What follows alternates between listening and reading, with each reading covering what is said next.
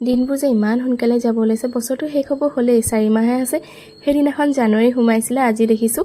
আগষ্ট ইমান পটাপট যাব লৈছে আজি হৈ গ'ল মঙ্গলবাৰ হনুমানজী বাবা মন্দিৰ হে ধুনীয়াকৈ চাকি এগছ জ্বলাই ল'লো তাৰপিছত আবেলি সময় দোকানখন ধুনীয়াকৈ সাৰি লৈছোঁ যিহেতু ধূপ চাকি জ্বলাব সময় হৈ গ'ল আৰু দোকানখন সাৰি নল'লে চাকি জ্বলাই ভাল নালাগে ধুনীয়াকৈ চাকি জ্বলাই মেলি বোলো অকণ পানী ছটিয়াই দিওঁ আৰু পানী ছটিয়ামনো কি বৰষুণ দি গোটেই তিতাই থৈছে আৰু মই এইফালে এইকেইদিন বতৰটো মানে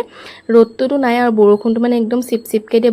বহুত দেৰি দিয়ে মানে চ' ধুনীয়াকৈ ধূপ জ্বলাই মেলি আজৰি হৈ ভাবিছোঁ পকৰি অৰ্ডাৰ দি থৈ আহোঁগৈ আণ্টিজনীয়ে